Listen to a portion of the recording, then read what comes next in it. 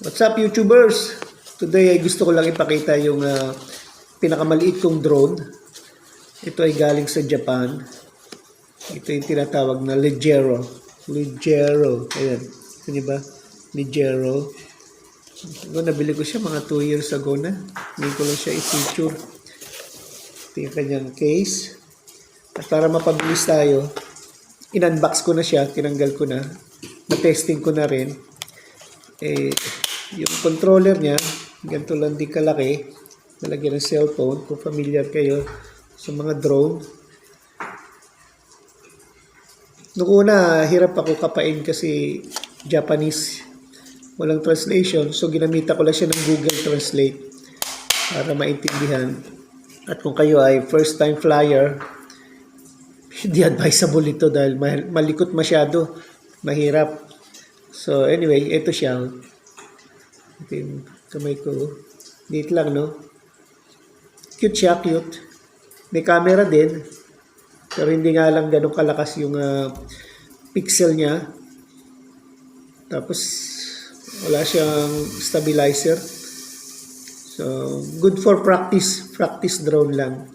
So, kung kayo'y baguhan, wag lang sa bata. Dahil hindi pwede sa bata ito. Hindi pwede sa bata. Tsaka pag lumayo to ng mga more than 100 meters, baka hindi na siya babalik. Alam mo yun? Yung mga nagpapalipad dyan, alam nila yun eh. Anyway, kasama niya isang battery lang. Nire-recharge ko pa. Napakagaan. Hindi mo na kailangan i-registered, obviously. Pero, napakatalim ng blade niya. Napakatalim. Any drone naman matalim ang blade. May kasama siyang propeller guard. 4 to. Pero nawala ni isa na kababangga ba? Kababangga. Dahil malikot niya. Kasi ba rin yung orientation nito eh. Pagka ito yung mga sticks niya. Iba orientation yan. Mix. So inayos ko na lang ulit para bumalik sa mode 2 settings.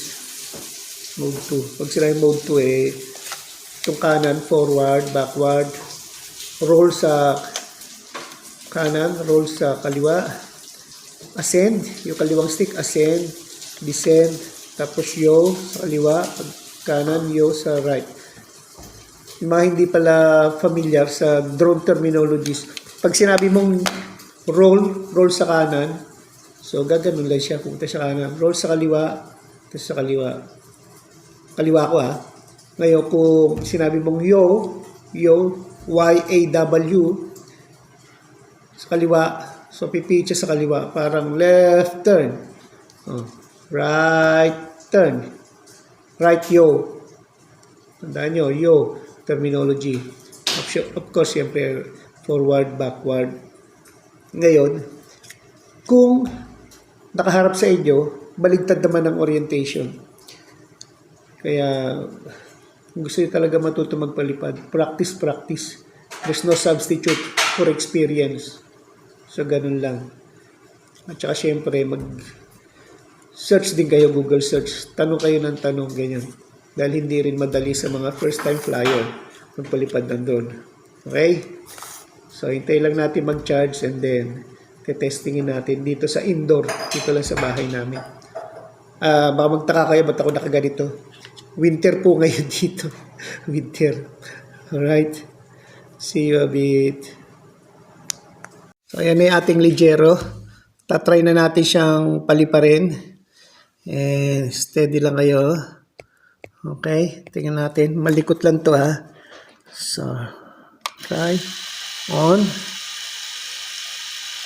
Tingnan natin ha. Hop. Ayan o. Nakita nyo hindi siya stable. Right, roll. Left, roll. Up, steady. Ang hirap.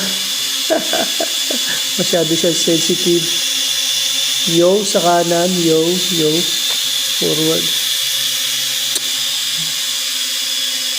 Nawawala ka sa camera. Punta ka sa camera. Nado ka sa bero eh. Ayan. Yun. Oh. Hop. Hop, hop. Yan. So, ayan lang siya. Yung mga adjustment naman to eh.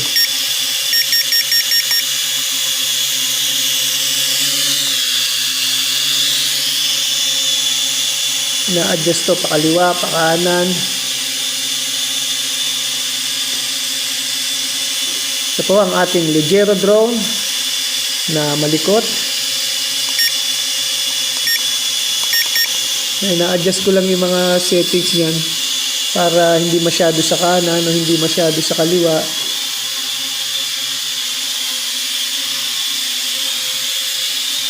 Mo. Hoy. Oh, kailangan skillful ka pag ganyan, no? Pag gusto niya pumunta sa harap eh. Atas ka lang dyan, tsaka lang. Likot mo ah. Ano na ako kunan? Nasa harapan ko. Ako nito. Punta sa akin talaga. I'm sorry yung camera natin. Nawawala sa focus. Nawawala sa focus.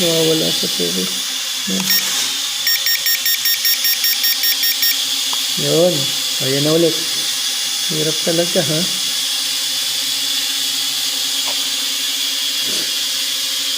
Yan na po yung ating Ligero drone. Yes. Sige, salamat at malikot masyado to.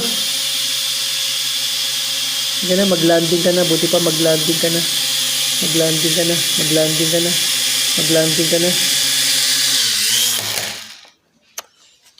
Yun. Sana. Yan, oh. Thank you, sa panonood. Tandaan nyo, knowledge is power. So, bago magpalipad, mag-search muna, mag-research, alamin lahat ng bagay-bagay tungkol sa pagpapalipad. Okay? Hanggang dito na lang. So, hanggang sa muli. Thank you for watching. See you again soon. Bye.